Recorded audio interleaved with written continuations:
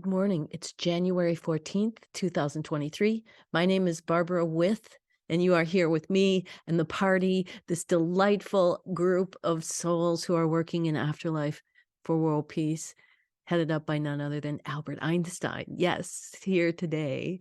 Also, we have the psychic sorority coming in, and today we're going to do a deep dive into what we call the positions of the triad, and to find out which personality type we are a combination of or lean towards. And it's an interesting story of how this all came about in the way back of the psychic sorority. So come on over, let's get to chatting, and welcome to the party.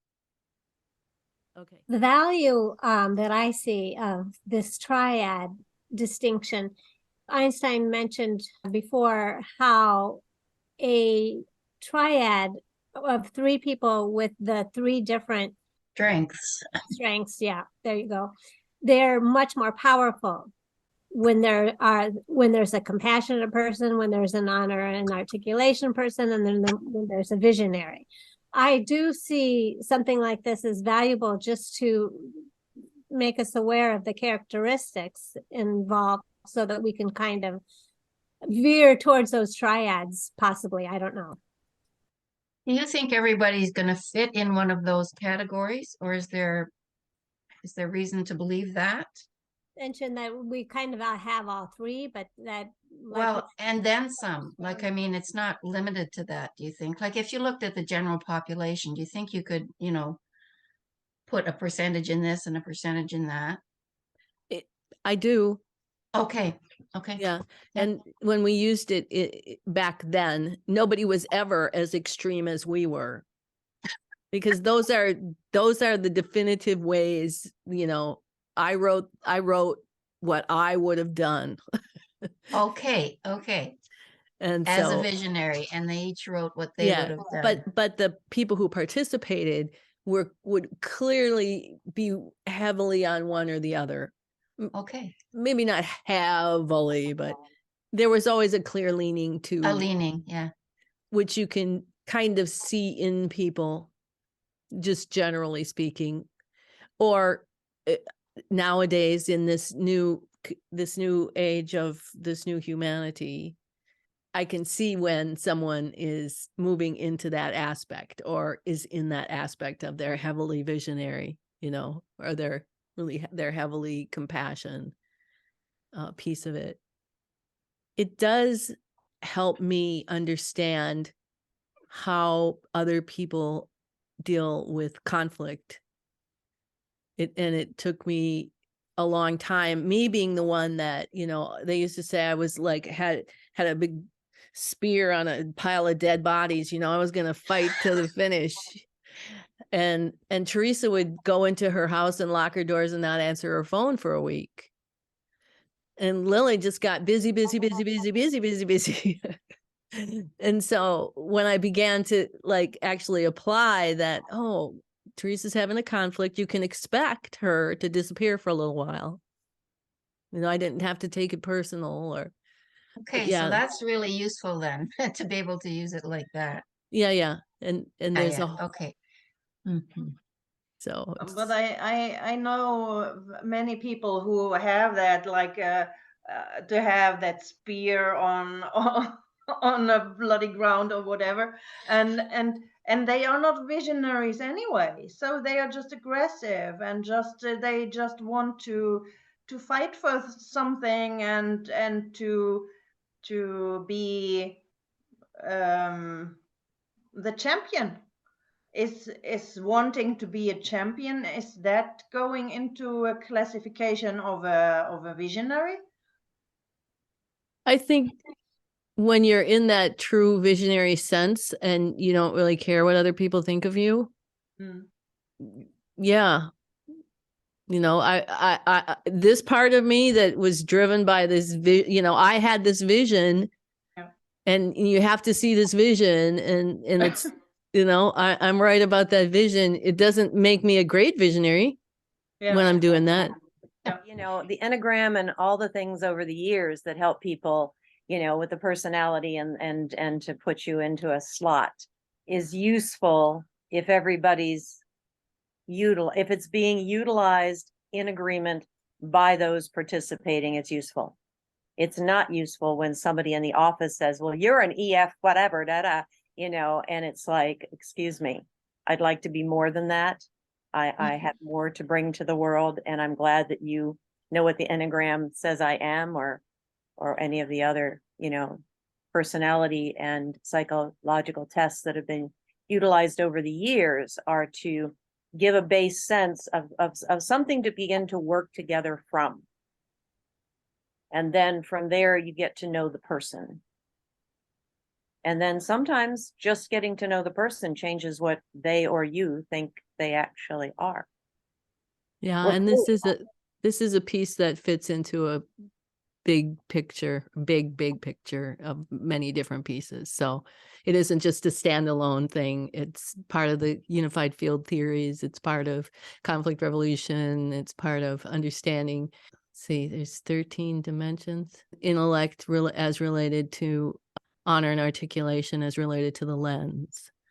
Vision as related to the observer, as related to vision. You know, I mean, there's a whole bunch of things it fits into, but I sure can't wait till you hook up with Nassim and resonance science. You're so ready. he's stuck. He's not ready. Yeah, Well, there you go. There you go. Not ready Well, yet. he's but getting there, but he's focused. He's got a Western focus of going smaller and smaller and smaller and smaller and smaller. And I think not. I don't know as well as you do, Lynn, because you've Yeah, spent the much more time, physicist, the physicist from Mexico, Inez, woman, she's really the one you want to follow, you know, Yeah. and that's part of why I think he's stuck. It's got something to do with the masculine energy. Who is that? Who is he a doctor or who is that? He's a physicist, and his name is Nassim Haramein. Oh And yeah, okay, yeah. I say Haramein. I hear his name said several ways, but yeah, so I liked hearing people jump right on the fact that he's stuck, because it's only taken he's only been promising his white paper for a year and a half now. That's stuck. he needs the big book. He needs the et al book with every last thing in it, because What's the et al book? I haven't come across that one. That's one you published? it's my second definitive Einstein et al. Manifestation, conflict, revolution, and the new operating system. So it's kind of the definitive of everything that's come through. The way that the triad emerged was that back in the very beginning, when we were first doing groups, and we were scheduling big groups where we'd invite all our friends, and then we have triad groups with just me and Kim and Teresa.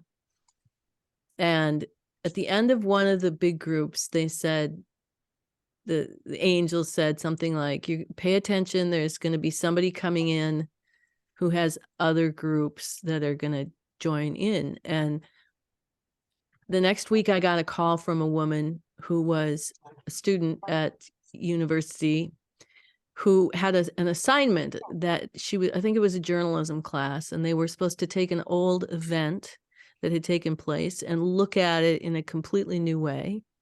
And she had decided there was this old unsolved murder that had happened in central Minnesota that she was familiar with, and that she wanted to call in a psychic and see what the psychic would say. And you know, this was all new to me. I had just started doing groups with Kim and Teresa in that December, and this was February. So we were just riding this wave, and we drove up to St. Cloud, and we met her in a Japanese restaurant and went back to her house. And what she had failed to tell us was that the murder that had taken place at the time, it was her 12-year-old best friend, and most of her family except the brother didn't die. It was a mass murder in their farmhouse of her best friend. So the whole reading became something completely different than, you know, Mr. Plummer in the library with the candlestick. it was really about the first time we were aware we were talking to people who had actually passed on, who had been real people who had passed on. They'd just been angels up until now. And that somebody else knew, and that she could speak with her, and all these many years later. And so we did the group, and then we went across town and did another group. And then we drove home, and the next morning we're all kind of foggy, and we're supposed to meet. I missed my hair appointment, and so we all got together and thought, well, let's go shopping. Maybe that'll ground us.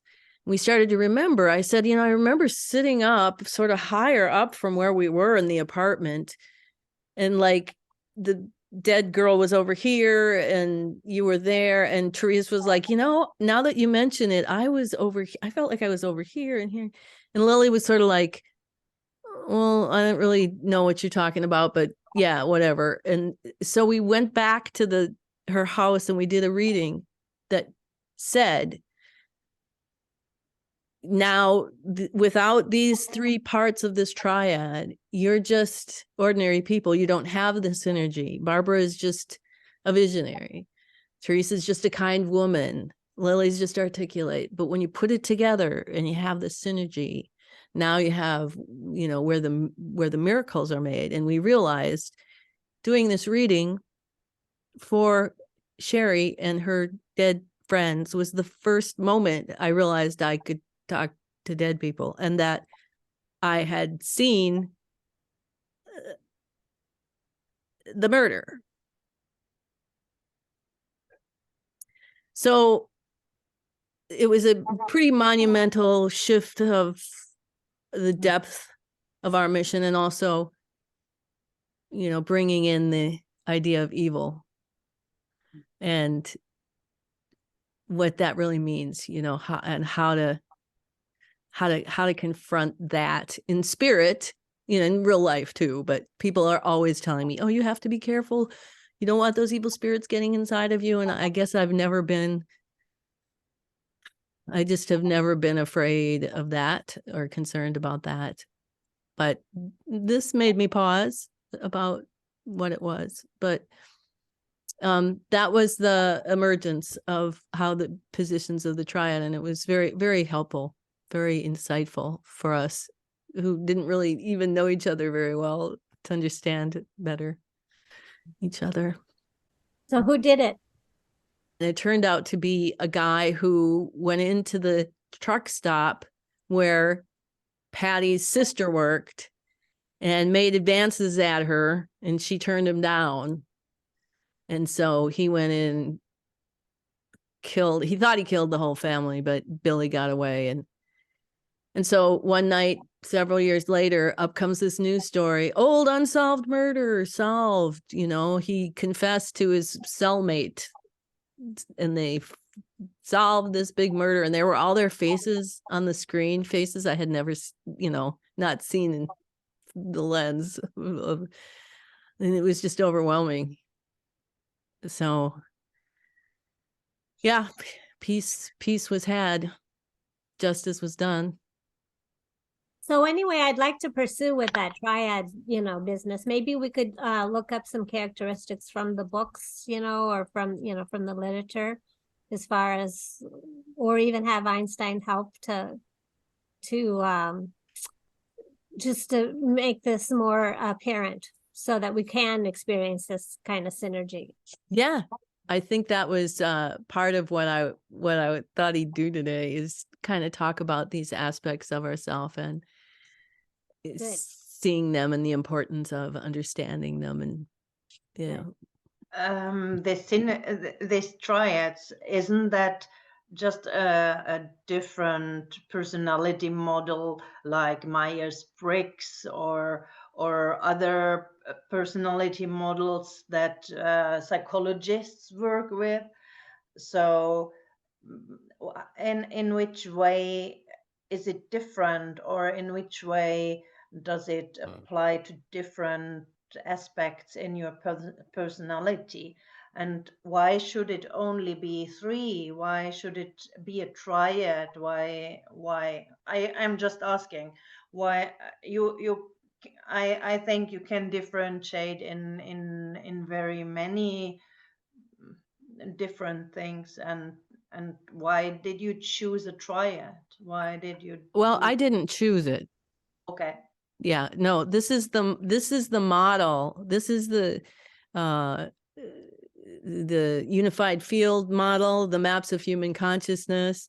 The human intention is a triangular configuration. So I think it has a lot to do with the structure of what we're working with.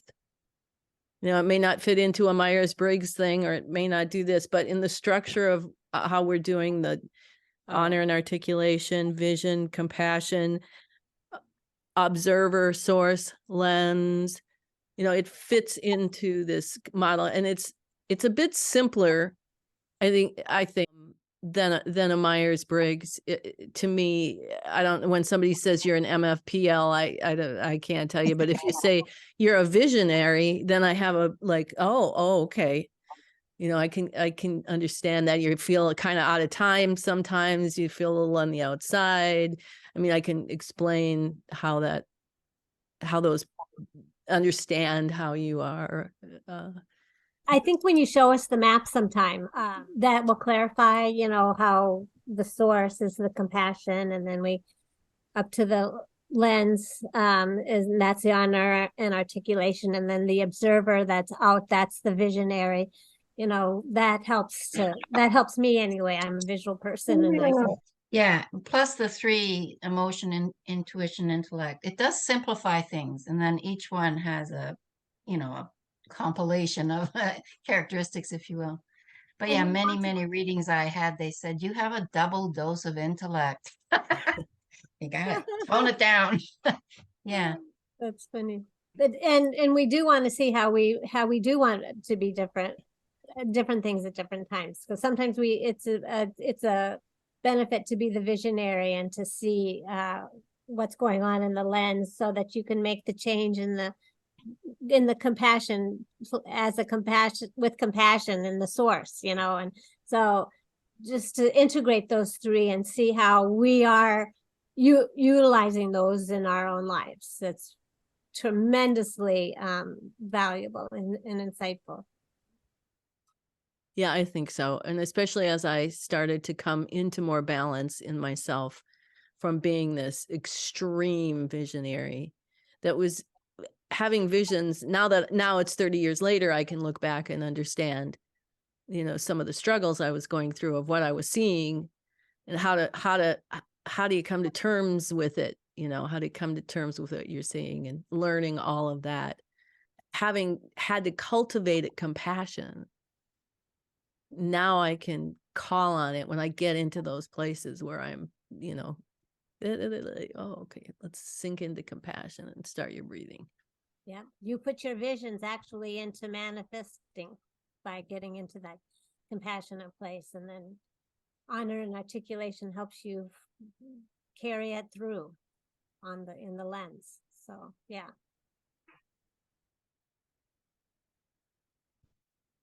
Take some deep breaths. Get in touch with your skin, with your internal organs, with your external fixtures in your room where you are. Be aware of both the internal world and that external world. The whole universe, you are a part of creating it. And so we will command that only the most divine light shine down upon you at this time, and the greatest good be present here. Welcome, welcome, welcome to our circle. You welcome us to your circle. We are all in this together. And we are very excited to be talking about the triad this morning, because there is a very sacred geometry in 3. It is a completion of sorts. When you start with nothing and you move from nothing miraculously, compassion impels energy, to go from nothing into one. And that one, that unified field, it's so sacred. It is the groundwork of all the sacred creation that takes place in your lens of your physical existence. It is the root of human existence, that one. And from there, compassion impels energy to separate from one to two. And now you have the ability to have synergy. So 1 + 1 then creates the third point. 1 + 1 = 3. And that third point, that point could not be there if you didn't have 2 points. You need to have 2 points in order to have 3 points. And once you have 3, you have infinity. You have the power to create infinity in the lens. So that is the first reason why within this human structure of the psyche, we have created these aspects. We have created the definition of these aspects. Let us put it that way. We aren't creating your aspects. You are. But within the structure of trying to bring into form something that is so vast and so complex and so difficult to define, we want to bring it down into simplicity. And that's our wish for you, is simplicity. And again, simplicity is not being deprived. It's being infinitely grateful for the abundance that you have. That's simplicity. And in this first stepping out of the nothing and into the first point, we call that compassion. We call that the source, because compassion is the fifth fundamental force of the universe. It is the intelligence that uses the 4 fundamental forces to impel the creation of the physical world, one step at a time. And that first step, very rightfully so, is that compassion, closest to God, closest to love, closest to the center of all things. And in that place, the center, located deep within the center of the earth, literally in the center of the earth. When you are in a place of true compassion, you are so far down into the depths of the source. That is true compassion, because the source is compassion. And there isn't a lot of language. There's not a lot of intellect at that level. There's not even a lot of intuition at that level. That level, there just is the I am of who you are. I am compassion. I am. And there are times where going into that place deep in the source, that place of compassion, that aspect where you have no judgments, you have no language, you just have the I am. There are times when that is the most healing place that you can be. Just being. No thinking, no intuiting, just being. The more that you can do that every day, it doesn't have to be a long time, but every day, maybe throughout the day, where you can just take a moment to stop, quiet your mind, quiet your heart, and breathe deep into your solar plexus, because that is the connection to your source. Your physical body's solar plexus is the connection, direct connection to your source, to your compassion. And that direct connection is emotion. Emotions that flow out of the nothing into the something, up through the earth to create the lens that's going to create every physical thing that you're experiencing. So that aspect can also be detrimental. If you're a compassion and you are in that place where you just are experiencing the I am, you're not making a judgment, you're not even discerning much, you're just being. There's times where you need to make decisions. You need to articulate yourself. And that's when the compassion can be augmented by the second aspect, the second point of intuition. And that is the vision, the voice within you of that compassion, that I am, that's rising up through the surface of the earth, headed towards your physical body to help create your physical body, rising up from your solar plexus into your heart center to impel you to take a step for the good of the whole, to have the vision in your body, the vision that is much grander than your mind could ever see or understand.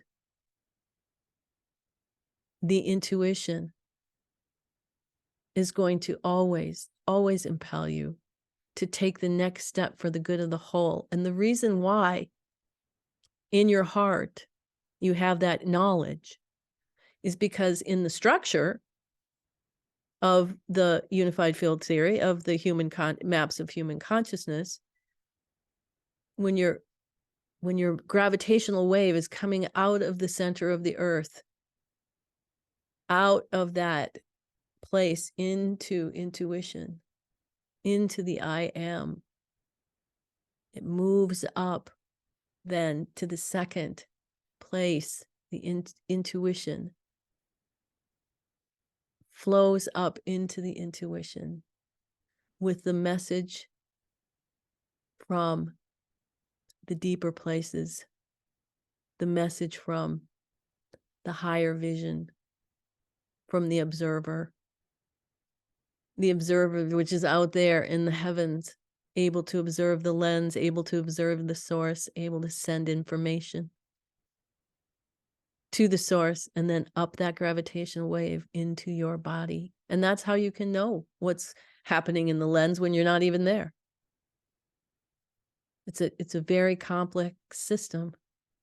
But as that wave continues on into the intellect, then you get into the honor and the articulation. This is where you begin to honor what that mathematics is that's coming up through you. And then learning to articulate yourself.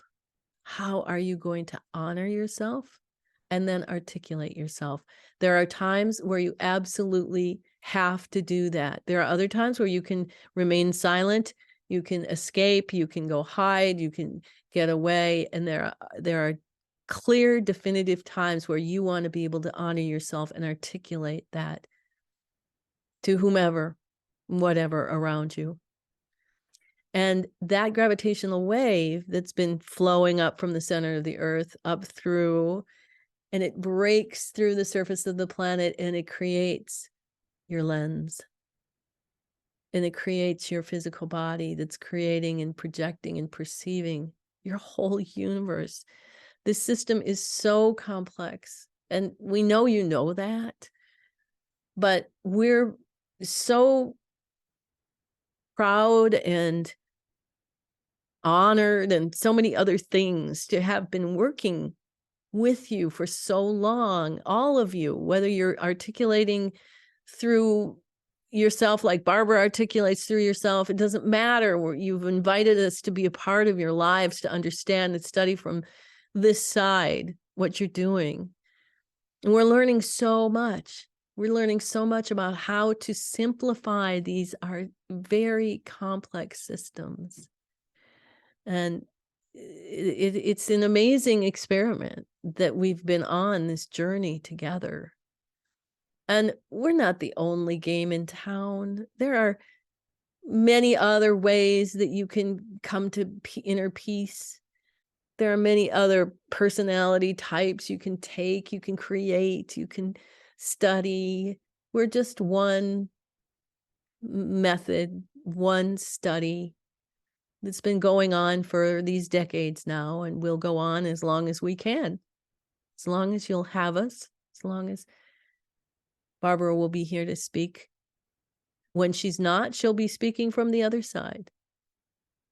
Cherish these mornings when you can get together and learn about these different pieces of yourself, however you use it. Maybe someday you'll be in a difficult, tense situation, and you'll take a breath and you'll remember that you get to honor and articulate yourself. There'll be times where you're pushing yourself to do more, when maybe compassion will breathe in rest, and you'll honor that and articulate, I need to rest, and make that decision for yourself. These tiny decisions are so important. So often humans are looking for some big external event or project or mission or something outside themselves to try to prove themselves or try to change the world. And that's all well and good, but use that passion for your inner world. Use that passion to spend 2023 making sure that you have inside you a structure that is built upon your self-care and your self-love and your self-honoring. It's built upon your self-knowledge, where you're going to learn about yourself. Who are you? How do you respond when you're in conflict? How do you respond? Get to know yourself. And if you do find that you're a little top heavy on the intellect, there are things to help promote vision and promote compassion. If you're finding yourself hiding in that compassionate place deep down in the center of the earth, there are things to do to bolster your honor and articulation and to get in touch with your vision. And for those visionaries who are out there and way out in the universe, you can promote both grounding in compassion and nurturing your own honor and articulation. And all together then, you build an empathy for others as you come to understand how and why they might react to things. And you begin to, again, bolster your own structure of self-love. And that's our most important stressing topic today, is that these little steps of getting to know yourself in these simple structures are all adding up to this peacemaking that we're trying to inspire and instruct, because one person at a time, starting with you. And you're a huge, huge force, Never forget that. Never underestimate that. So with all of that said, we will open for questions and conversation.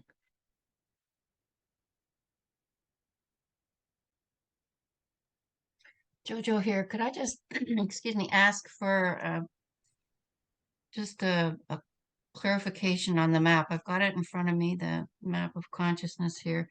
So when we go from the first point of motion, now we go to intuition, and the wave splits into 2, right? And then in intellect, it's 3. So am I right in saying that one part of that split is intuition and the other part is something else, is a creative even a sexual creative energy. Have I got that right? One part is emotion Yeah. that flows up, and Yeah. as it in that emotion is everything. Mhm. So as it flows up, it begins to separate into emotion and then the voice, the sound, intuition. Emotion and intuition. Okay. And then intuition says, go be Joanne. And it separates again into intellect. So it separates, but then it comes together in those three separate pieces. So it starts as an emotion where it's a big primordial soup of everything. Yeah. Separates out, but joins together, separates out and joins together. And then that bond of that three is what enables that being to have that human intention and then become human and have those consciousnesses and that whole experience. So the three, when you get to the intellect, now you've got emotion, intuition, and intellect. And then intellect also has three of its own. You think I'd know this by now. Like you've got the subconscious, the conscious, and the superconscious parts of intellect. Yes. That's intellect itself. And then you've got it bonded with intuition and emotion. Really, the subconscious intuition is feeding the subconscious. Yes. You know, this, yeah. Could you offer some descriptors of each of these three in helping somebody to identify what we are more of than the others? So for example, compassion, what would be descriptors of compassion and vision, a visionary and a person who is an honor in articulation? Well, an honor and articulation is somebody who is most comfortable in the thinking process. They're people who would generally prefer to think about things rather than get into deep feelings. They have the capacity to do a lot of different high level processing of intellectual ideas. So, for example, it's honor and articulations who are able to take very complex ideas and articulate them into simple, understandable ideas. They're also, they have a tendency when they're in conflict to get busy. Very generally, honor and articulations are extroverted, as opposed to the compassions who are introverted, who have the capacity to see all sides of things. And so sometimes it's difficult for them to make decisions because they can see the impact they might have if they go here, and they can see the impact if they go there, and they can feel, have that empathy and that group emotion. You know, when you're at the collective source, you're one with everyone. They tend to get overwhelmed by externals, a lot of people, a lot of goings on around them. And visionaries are generally more the arty, rebellious, creative types, those who aren't afraid to articulate.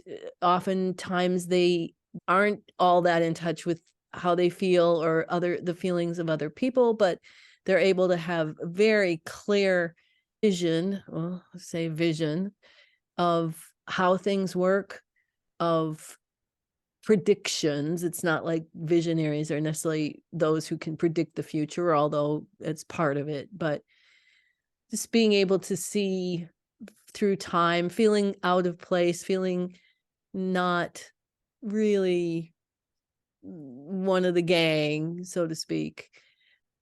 Does that help?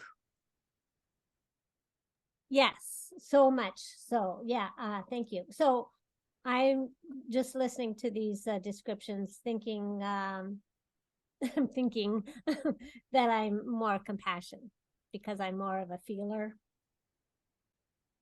Yes. Okay. Well, thank you so much.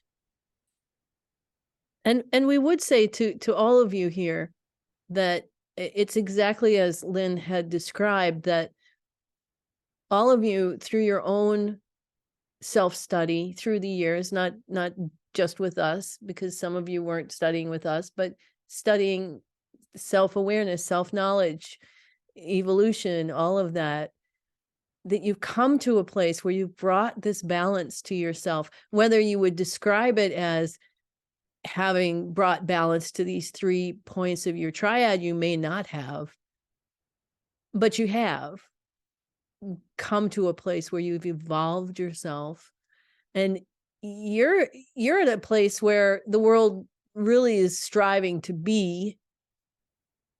It won't take them as long as it took you because of the work that so many people like you have done. But we see all the members of this sorority to have that pretty near balance of the 3 right now within all of you in your own way. If you talk about creation, is emotion in itself and all its aspects, is that the primary force to mobilize and connect it to the intuition and the intellect and mobilize it from the deep dark from itself and bring it out into the world? Is that the real way to create and to do actually everything? When we combine it with compassion and the intellect and with the intention to be of the good of it all, then we really can bring it out and have a enormous force of creative power. Do I understand it right? Yes, and in fact, that is the force of creative power. So for example, in the void, the mysterious stirrings of Hake, compassion impels the 4 fundamental forces to create this compilation that's you within the source. And in that compilation is all of the mathematics of everything that you're experiencing as you sit in that chair right now. And as that flows out of the source and the gravitational wave is flowing up towards the surface of the planet, when it first separates from the source and starts to make its way upward, it goes into the field of emotion.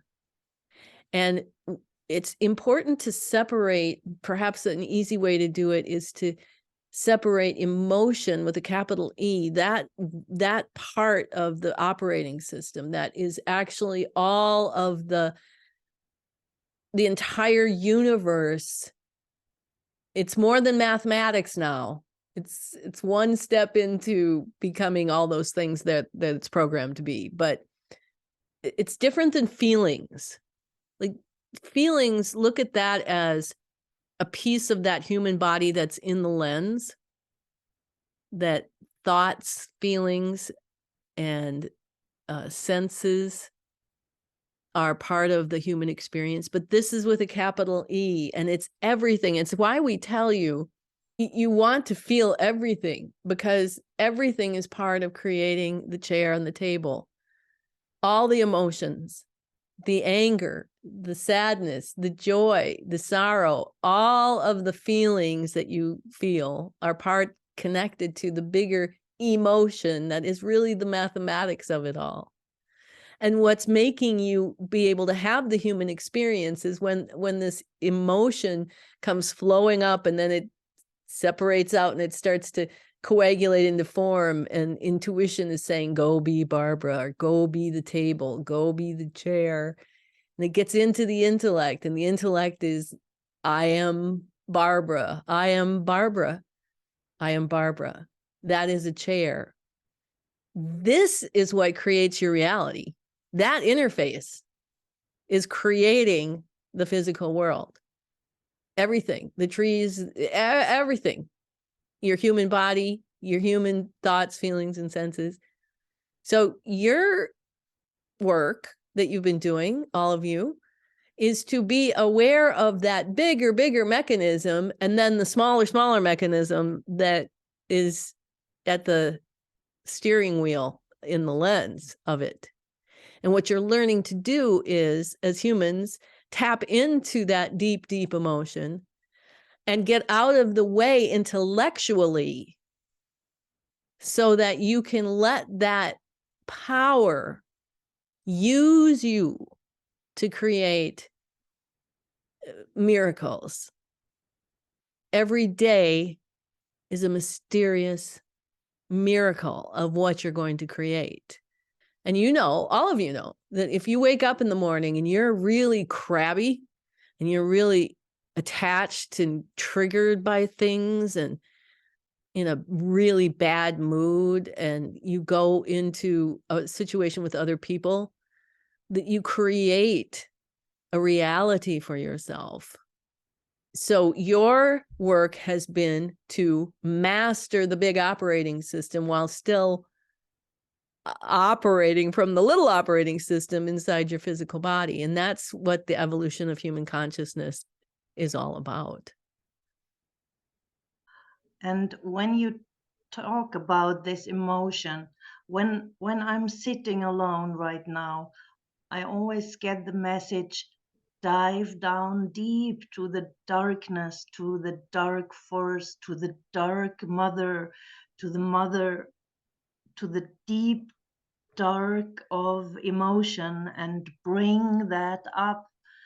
Is that deep dark mother, is that the emotional force, and the intellect is more that what we call the masculine force, and then we combine that, and then we come to the compassionate force in a way. Do I understand that right? Well, it's sort of the other way around, where first is the compassionate force. Okay. It from the center of the earth. And Yes. as it flows into emotion, it's a neutral place. Emotion is neutral. Oh, yeah. But as it flows up and it starts to separate, it separates out the divine feminine of intuition that is impelling the system to take a step, and the divine masculine of intellect, which is there to hear the impelling of the divine intuition and then implement whatever that impelling is. That's alignment to compassion.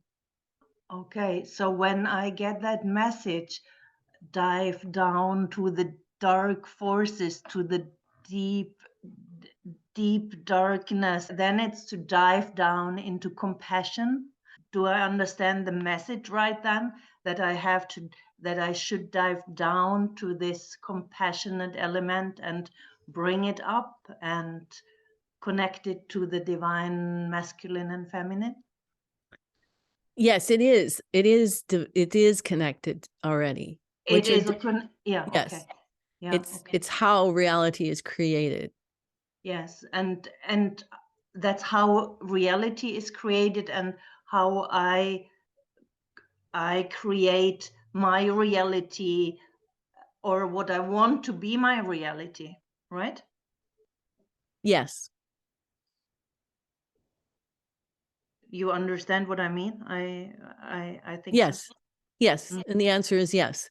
You dive down deep to feel that emotion, pull it up through your body, where you let intuition speak, and then ideally intellect gets out of the way, and does what intuition wants it to do.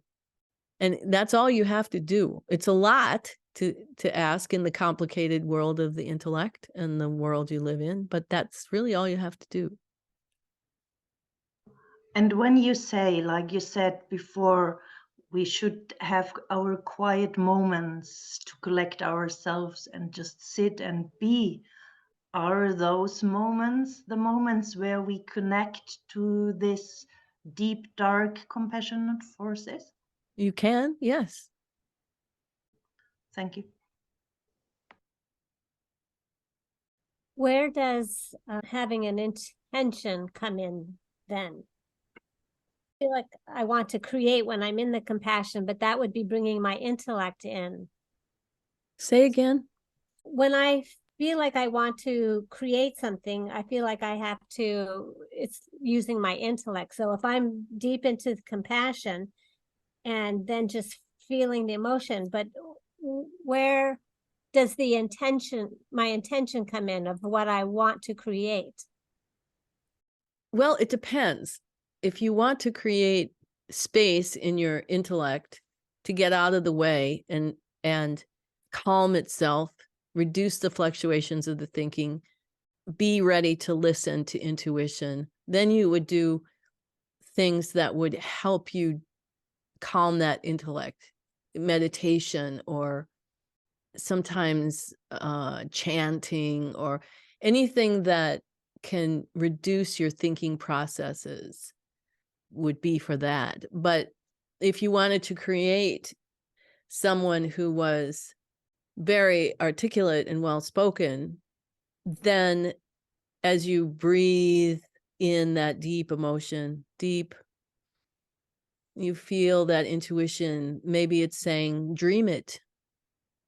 If you're thinking about, you want to become this person, say, then in your intuition, you construct that person who's out there speaking and being articulate and being full and being happy, and you breathe that deep emotion into it, and you hear the intuition saying, go be that person, and then you vision that person. So you can do either or. We've talked about this, of course, in the past, where you can use your intellect to create those structures that you're breathing all that emotion through into the creation of, or you can silence your mind and you can ask for the greatest good to be worked through your hands and let that be your structure. That's wonderful. Thank you. Hi, Jojo. So looking at emotion as a neutral force, like an energy in motion, just to take the word apart, people block that. It's when they block that you get the because they're actually thinking of it as a feelings, bad feelings, negative feelings. They block it, and then you get the abscesses. You don't allow the emotion to flow through and even separate into intuition very well. Is that it? Yes, and it's the intellect that does that. It's the intellect that blocks Right. the flow of emotion. Emotion doesn't block itself. Intuition doesn't Right. block emotion. Right. Yes. Okay. So it seems to me that what we're doing, moving into the divine feminine as a balancing force now, is allowing that and understanding how valuable it is to allow the full range to allow that energy and motion to come through and to feel all the feelings that manifest in the physical world. And that's been suppressed, like discounted. Oh, don't listen to her, she's so emotional. Like the feminine emotional nature has been discounted as invalid and not to be listened to. I listen to the Bee Gees record, disc I have of the Bee Gees when I'm doing the dishes, just to keep me moving. And Celine Dion is a guest on this particular concert they did, and she sings a song, You Are My Only, but she has to go out and do her mission, and I won't let my heart control my head. And I thought, wow, I think that's ass backwards. Yes, well, there's a lot of misconceptions when it comes to emotion. More and more, the human culture is beginning to understand the part that emotion plays in particularly physical and mental imbalances. It's why Nassim is stuck, because no one is drawing the correlation between what emotion really is, which is the fuel behind the creative force of the universe, which is your body projecting out into the lens and perceiving back the universe as per all of that mathematics of who you are. When science begins to look that deeply is when they'll start to get somewhere, but they still have yet to put those pieces together. Can you tell us the word you used back on December 10th so we don't have to listen to it back? No, we can't remember Oh. either. Okay. Thank you very much. To connect with what Joanne said, if the intellect is in a way creating the abscesses, and we try to let the intellect go more, or let it go more empty, and not to block us in a way, and we really process the compassion and emotion up without the blockage of the intellect, yeah, then we could let the extremities grow out, and then we could teleport from one part to another. Or is that the force that would make that possible? Yes. Yeah. That's also where all healing forces are. When we let the intellect more go and connect more to compassion and emotion, then we could all heal ourselves and the planet. Yes, that's what you've been doing. Yeah. Thank you. When you have emotion with a capital E in that deep, deep level of the planet, deep into the source, and then as that gravitational wave leaves your compilation and begins flowing up, that first level of emotion with a capital E, the primordial soup of all of the creation of everything in your universe, the mathematics of who you are and where you were born, the DNA of if you're a man or a woman, what latitude, what longitude you're going to be in. It controls, even when you stand up and walk across a room, emotion at that level is engaged with all of those mathematics. When you can train your human mind, the thoughts in that physical body that are the small intellect, and you master those thoughts, you could master shapeshifting. Because if you could be so connected to the I am of who you are, the truth, the real truth, the eternal life force that you are, that you have been over and over, life after life, that life force, then you can go inward into that deep depths and find the mathematics of, say, another life that you lived, redirect that compassion, that emotion into a different lens, into a different physical body. But you can't do that now. You're not to that place yet. But that's where it's going. And the condition would be that we know ourselves completely. Yes. You're getting there, Heike. Yeah, I hope so. This is a tremendous effort that you humans are making to be self-aware. It's a tremendous effort. And there's so many things. It's not like it's working against you any more than the fish that's throwing themselves up on the land and trying to adapt has nature working against it. Is it or isn't it? If the idea is to throw itself up onto the land and learn how to adapt and breathe air through lungs, then it is working towards it. It may not show up right away with those fish that don't quite make it, but it's the bigger picture of the whole. The whole of human evolution involves all of your lives, whether you knew in that life, whatever year it was, whatever place it was, time it was, whether you knew what you were doing on a big soul level, you were. That's what you were doing. That's what you're doing now. That's what you're doing here.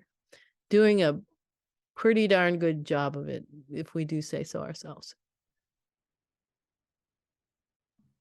Thank you.